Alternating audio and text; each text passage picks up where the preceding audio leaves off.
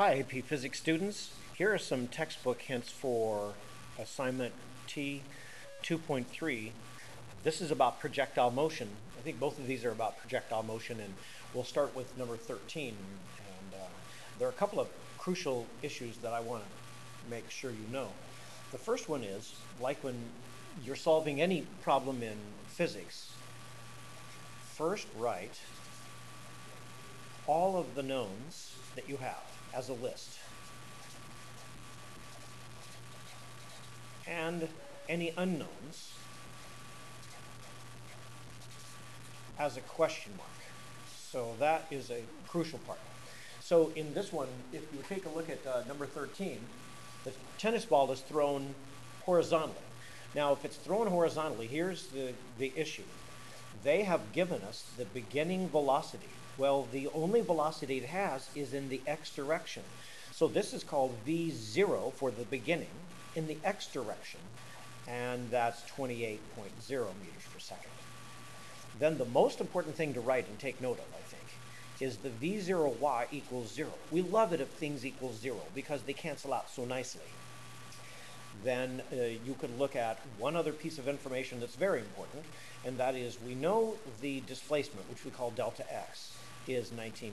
Okay, so then we look at all the formulas that you've been given to see how you might be able to solve something. For instance, there is a formula that is for delta x, and delta x equals v0x times t. Notice, three things, only one unknown. If there's only one unknown, it doesn't matter if they ask for it, you should solve for it. I think that gives you a hint to start number 13. And now, how about a few hints for number 25? Number 25, I look at number 25.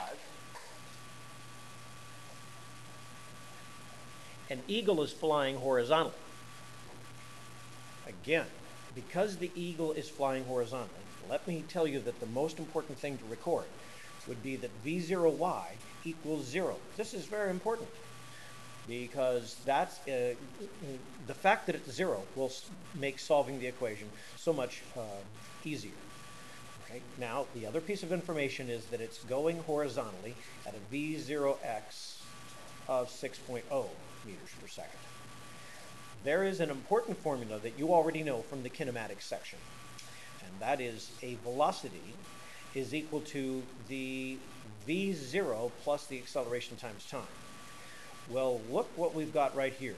This v0, if you work this vertically, the velocity vertically is equal to the beginning vertical velocity plus acceleration times time. Well, of course then, what we know is that when you throw something, in both of these circumstances, if the eagle is flying or you throw a tennis ball, then the velocity looks like this. It starts this way with a v0x. Then it comes down because of gravity. When it gets near the bottom right here, the final velocity at that point is in this direction. That is, there's some velocity, and we know it's 12. And here's how we know it's 12. It started at 6.0 horizontally, but then it doubles because gravity is accelerating.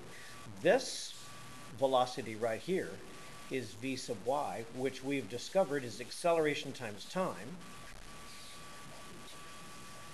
Looks like the Pythagorean theorem would be very enjoyable. Now from there, I'll leave you to some extra work. See ya.